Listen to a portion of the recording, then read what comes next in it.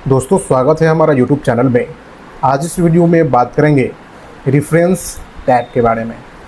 दोस्तों मैं बता दूं कि इंसर्ट और फुटनोट जो है, आपकी कोई डॉक्यूमेंट बना रखे हैं और उस डॉक्यूमेंट का जो कोई कंटेंट है, कोई वर्ड है जिसको आप डिस्क्राइब करना चाहते हैं नीचे में, जैसे हिंदी में हम लोग शब्दार्थ वगैरह बोलते थे कि कोई इसी शब्द का अर्थ जो है अगर हमें डालना है, लिखना है, तो देखते हुए कि कभी कभी जो हिंदी का बुक वगैरह जो है या इंग्लिश में भी वो जो भी वर्ड का डिफ़ाइन करना चाहता था, डिस्क्राइब करना चाहता था या उसका शब्द बताना पड़ता था कि इसका अर्थ क्या है, तो उसके लिए सबसे लास्ट में जब हमारा पूरा स्टोरी ख़त्म हो जाता था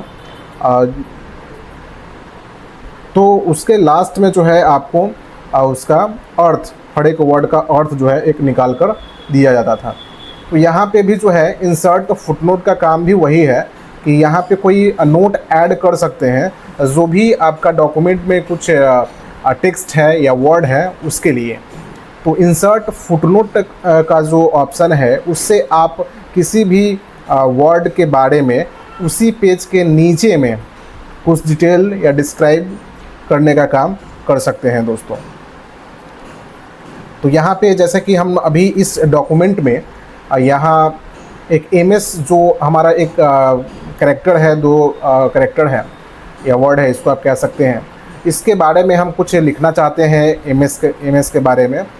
तो उसके लिए इसको सबसे पहले सेलेक्ट करना है और सेलेक्ट करने के बाद इंसर्ट फुटनोट पे क्लिक करना है।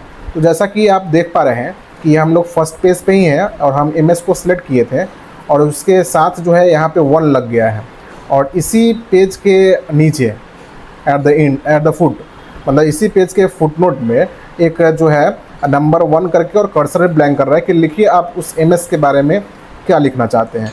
तो हम दोस्तों यहाँ पे लिखना चाहते हैं माइक्रोसॉफ्ट। तो 1 जो नंबर है इसको हम लोग माइक्रोसॉफ्ट लिख दिए। और अगर आप चाहते हैं इसका साइज़ वगैरह बढ़ाना तो आप अपने अकॉर्डिंग इसको यहाँ से साइज़ वगैरह भी बढ़ा सकते हैं। कलर वगैरह अगर डालना चाहते हैं तो कलर वगैरह में भी इसको डाल सकते हैं दोस्तों। तो यहाँ पे 1 के साथ माइक्रोसॉफ्ट लिख कर आया।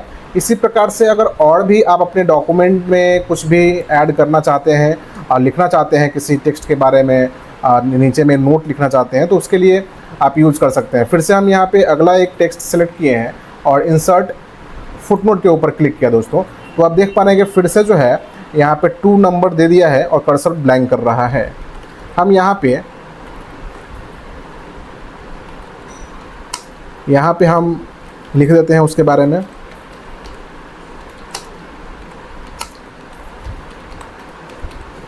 तो कुछ इस प्रकार से हम यूएसए के बारे में यहाँ पे लिख दिए, उसका पूरा नाम लिख दिए दोस्तों, और उसको अपने अकॉर्डिंग जो है बड़ा छोटा करना है या कलर वगैरह डालना है वो डाल दिए।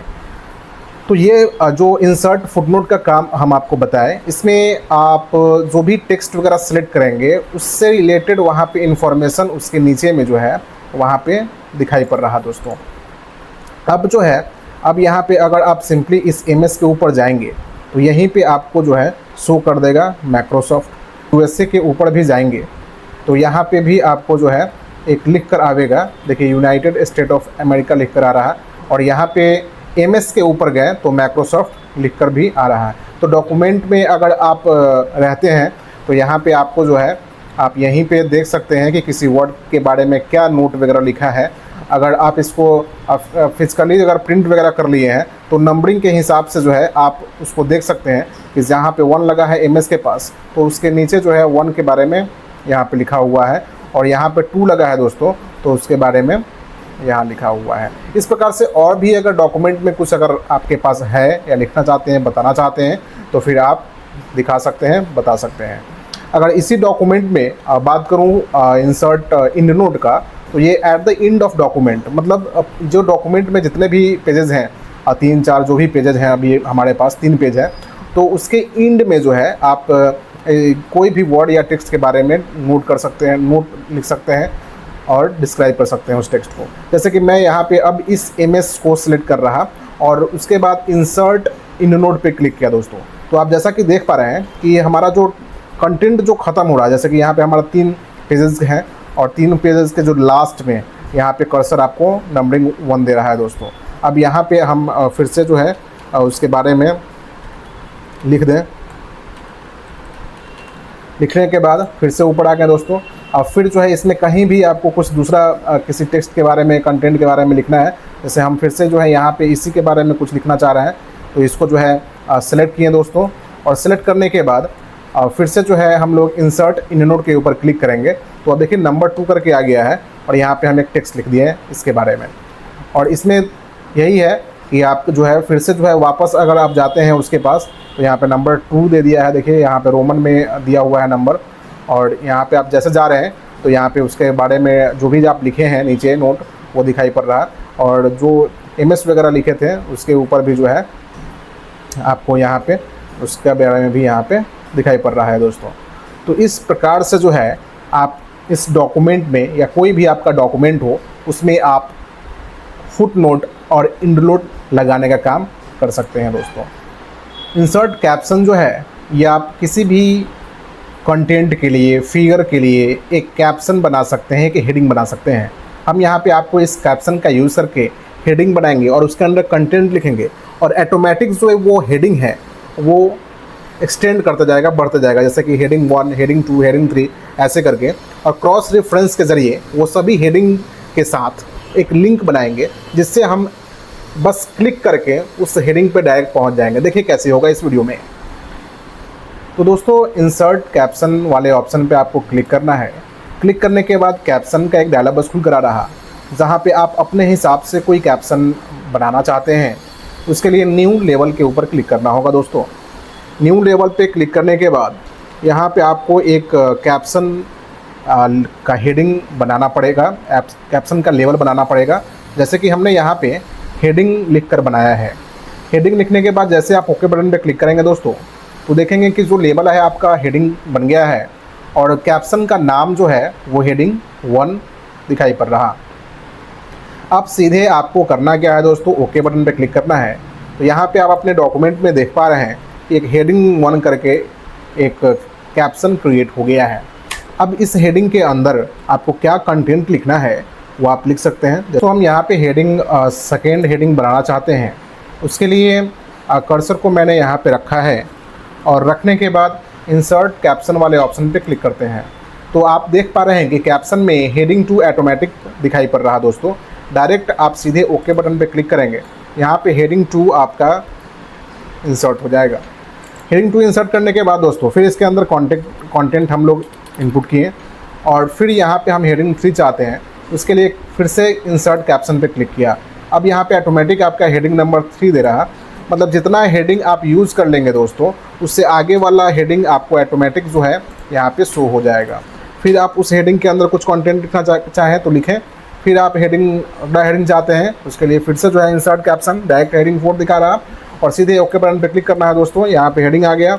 अब फिर जो है आप इसके अंदर कंटेंट लिखना चाहते हैं तो कंटेंट लिख सकते हैं।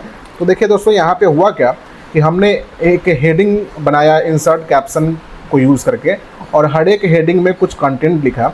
यहाँ पे हेडिंग नंबर 1 दिखा रहा, फिर आप नीचे की तरफ आएंगे दोस्तों तो हेडिंग नंबर 2 दिखा रहा, उसके बाद फिर नीचे की तरफ आएंगे दोस्तों तो हेडिंग नंबर 3, और उसी प्रकार से जो है फिर आपका हेडिंग नंबर 4।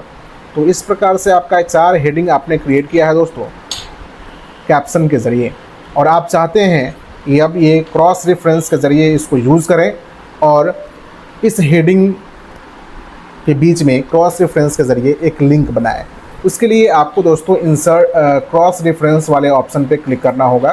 क्रॉस रेफरेंस वाले ऑप्शन को यूज़ करने के बाद रेफरेंस टाइप में यहाँ पे जैसे आप क्लिक करेंगे तो आपने जो कैप्शन क्रिएट किया था वो आप कैप्शन को चूज़ करेंगे दोस्तों। तो जैसा कि मैंने यहाँ पे एक हेडिंग नाम से कैप्शन बनाया था, हेडिंग नंबर चूज़ किया, और जितना भी आप हेडिंग यूज़ किए थे वो सारा हेडिंग, 4 हेडिंग आपने यूज़ किया है, चारों हेडिंग यहाँ पे दिखाई पड़ रहा है दोस्तों। एक चीज़ टिक करिएगा, इंसर्ट एज हाइपरलिंक, मतलब हाइपरलिंक की तरह जो है यहाँ पे हेडिंग को इंसर्ट कराना है, ताकि हम किसी भी हेडिंग पे क्लिक करें तो डायरेक्ट हमको उसी हेडिंग के पास ले जाया जाए। उसके लिए हेडिंग नंबर 1 को सिलेक्ट किया दोस्तों, इंसर्ट बटन पर क्लिक किया, फिर हेडिंग 2 इंसर्ट, फिर हेडिंग 3 इंसर्ट, और हेडिंग 4 इंसर्ट। क्लोज करता हूँ दोस्तों, और इस हेडिंग को कुछ इस प्रकार से अरेंज कर लेता हूँ। अरेंज करने के बाद अब आप ये जो हेडिंग है वो पिछले वाले हेडिंग के साथ लिंक है एज ए हाइपर लिंक। तो हम अगर किसी भी हेडिंग के ऊपर जाना चाहते हैं, हेडिंग नंबर 2 पे जाना चाहते हैं डायरेक्ट, यहाँ से कंट्रोल के साथ इस हेडिंग नंबर 2 पे क्लिक करेंगे दोस्तों, और डायरेक्ट आपको उस हेडिंग के पास पहुंचा दिया जाएगा दोस्तों। उसके बाद अगर फिर से आप नीचे की तरफ हैं और आप चाहें तो किसी भी हेडिंग के ऊपर क्लिक करके, जैसे कि अभी हम हेडिंग नंबर 2 पे जाना चाहते हैं, तो कंट्रोल दबाकर और इस पे हेडिंग नंबर 2 पे क्लिक किए दोस्तों, तो देखिए डायरेक्ट आपको हेडिंग नंबर 2 पे पहुंचा दिया गया। मतलब जो अभी हेडिंग हमने इंसर्ट कैप्शन के जरिए बनाया था, वो क्रॉस रेफरेंस जो है एक हाइपरलिंक के थ्रू इसको कनेक्ट कर दिया है। हमने वहाँ पे एक हेडिंग के नेम को इंसर्ट किया है नीचे, और डायरेक्ट उस पर क्लिक कर रहे हैं दोस्तों, तो वो हमको उस रिलेवेंट हेडिंग के पास हमारा कर्सर पहुंचा दिया जाता है। मिलते हैं अगले वीडियो में, तब तक के लिए जय हिंद।